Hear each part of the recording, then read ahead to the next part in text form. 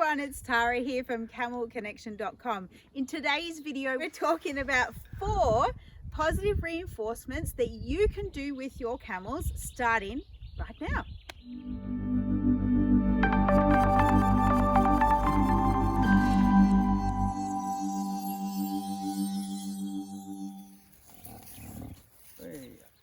G'day folks, Russell here. I'm going to explain some of these methods of positive reinforcement that we do with our training methods.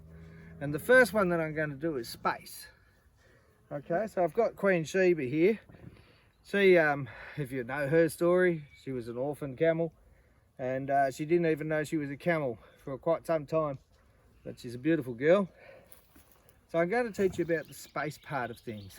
And you can do this with a feral camel. In fact, that's what we do. This definitely works because I'll tell you why afterwards. All right, so I'm going to get her to hoosh down. Good girl. You're training your camel. You're training it to hoosh down. Okay, so you might have to put that little bit of pressure on, because if you remember what we've been talking about inside the clinics and all the videos, is the fine line between fear and no fear. Okay, and we're sort of removing that fear by just nudging into it a little bit. And so when the camel's done what it is that you want it to do, walk away. All right, walk away. When you've walked away, okay, what it does is remove the pressure, okay, of your presence with that camel. It's a little reward, but at the same time, it gives the camel the thinking time that we've always been talking about as well. So our second positive camel reinforcement tip is to give them space. Like you saw Russell just before this, that he gave Sheba space when she sat down, because that relieves the pressure and it gives that camel the thinking time that they need to process what's just happened. They're very, very intelligent creatures. They'll catch on to things very quickly. The second tip is about actual physical space. Rather than going back in, you give them time out in a paddock or a field to actually think about the training session that they've just had.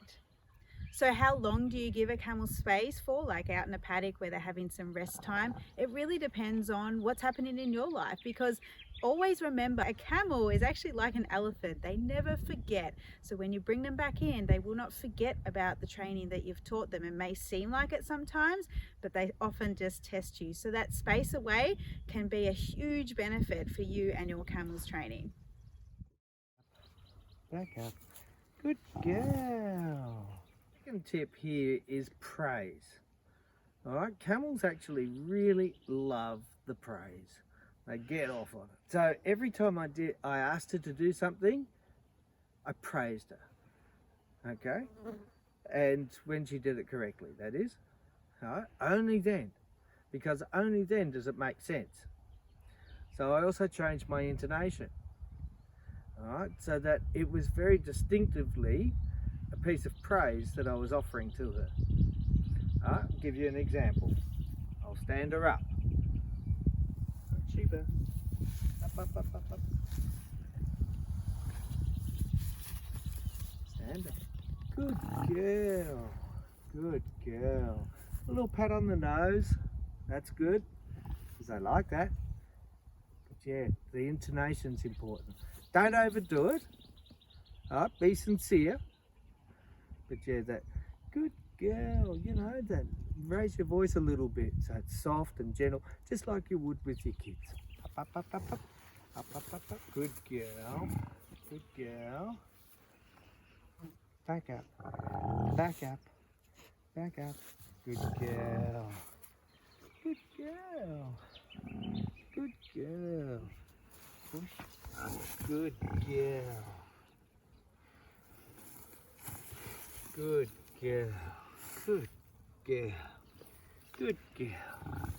Okay, so an example of overdoing the praise is like when, you know, the camel does something that you've asked them to do, and then you're just all over them and it goes on forever, and look, you know, honestly, at the end of the day, the camel would be sick and tired of it.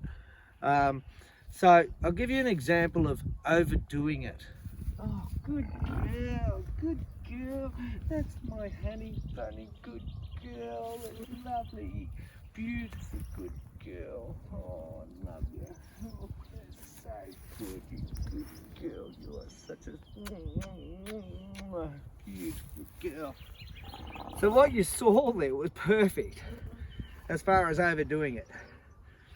And I'm not used to that with the camels, but you could see she was trying to get her head away, and you know, like, it was just too much. It was just too much. You know, a nice, good girl, well done, good girl, end of story. That's how to do it. So this may seem counterproductive on what Russell was just saying, but camels also enjoy touch, but particular kinds of touch. I've seen camels, you know, we've done training courses all around the world, and we've seen camels tolerate their owners touching, and we've seen camels really retaliate as well. So it's about really trying to determine what your camel's feeling in that moment, which is all about what camel communication is. So what sort of touching does a camel like? Now again, we don't want to overdo it like Russell just demonstrated, but with all our camels we actually train them to like being touched on the head basically. And so here for Sheba, you know, she really enjoys this long strokes on the nose. And some camels will get so relaxed they will just drop their head and really calmly love that. Now here's a good point to remember. Camels like strokes, not slaps, or pats. So, you know, rather than, I'm not going to do it because I know she won't enjoy it, rather than pat, pat, pat like you would a dog or something like that, camels like strokes. So long strokes, because that feels natural to them, you know, as if they were kind of rubbing themselves on a tree or something like that. So they like long strokes on the neck, you know, even all the way up. See, already Sheba's starting to put her head down. She's really starting to enjoy that.